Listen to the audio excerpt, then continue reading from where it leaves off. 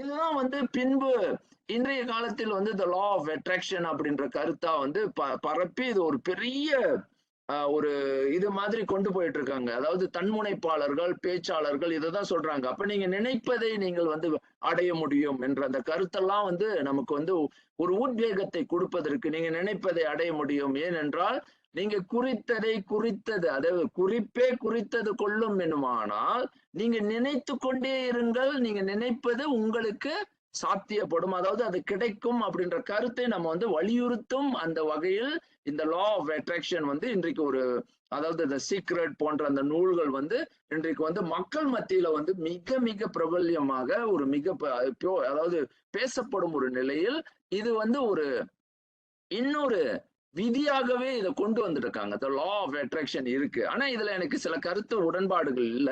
இருந்தாலும் இதுல ஒரு ஒரு நுனிப்பை நான் இங்க சொல்றேன். ஏன்னா அங்க ஊழ் வரம்பு என்பதனை இந்த லா ஆஃப் அட்ராக்ஷன் வந்து பார்க்காது. அது வந்து இதுல இருக்கு, நீங்க நினைப்பது தான். ஆனா இங்க கருத்து என்னன்னா உங்க குறிப்பு. உண்மையாக உங்களுடைய இன்டென்ஷன் ஒரு முழுமையான நிலை, ஒரு ஆழமான உங்களுடைய அந்த உணர்வு அங்கே வைக்கப்படுமானால், அதில் உண்மை இருக்குமானால், அதுல வந்து ஒரு ஆற்றல் இருக்குமானால், அதை நினைத்தது அந்த நினைத்ததை கொள்ளும் ஆற்றல் அங்கே அதாவது உங்களுக்கு தருவிக்கப்படும்.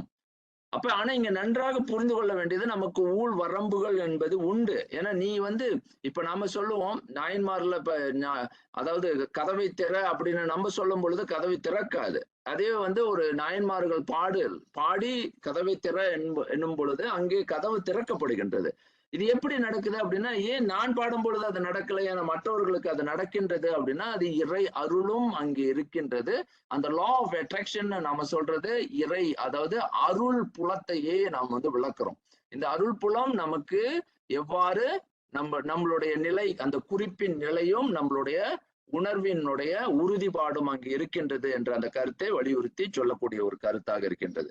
சரி, இப்பொழுது நம்ம மீண்டும் இந்த கருத்திற்கு வரோம். இதை விரிக்கின்றோம். இன்றைக்குதான் வந்து இன்னும் அந்த பாடத்தை இன்னும் முழுமைக்கு வரல. இப்ப இது வரைக்கும் வந்து நம்ம என்ன பார்த்தோம்னா, இயற்கையை பார்க்கும் பொழுது நமக்கு வந்து ஒரு தெளிவு வருது. இயற்கை அப்படின்னு இறைவன் மொழி, இறைமொழி வந்து இயற்கை இதுவரை தெளிவாக பார்த்து கொண்டது. இறைவன் இயற்கையாகவும் காலத்தினுடைய விளக்கமாகவும் நம்மிடையே உறவாடி கொண்டிருக்கின்றார். அவருடைய உறவு மொழியே, அந்த மொழி வந்து இயற்கை காலமாக நம்மிடையே உறவாடுகின்றன அப்படின்றத பார்த்தோம். அப்ப அதுல வந்து என்ன கருத்து ரெண்டு இருக்கு. குறிப்பே குறித்தது கொள்ளும். இறைவன் வந்து தனது குறிப்பை இந்த இயற்கையின் வழி நம்மோடு உணர்த்தி கொண்டிருக்கின்றார் என்ற கருத்தை நல்லா உள்வாங்கிக் கொள்ளுங்க.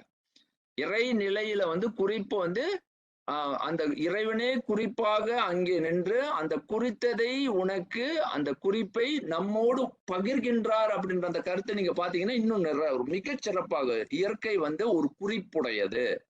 அதுதான் புரிந்து கொள்ளணும். அடுத்தது காலம். அந்த காலம் என்ற கருத்து வந்து ஒரு இன்னொரு நுட்பத்தை வைத்திருக்கின்றது. இது இந்த வரியை நான் இங்க அறிமுகப்படுத்துறது, பிறகு இதை வந்து விரிவாக்கம் செய்ய போறேன். குறிப்பினில் உள்ளே கோலையும் தோன்றும். In the intention of his grace all universe shall be revealed.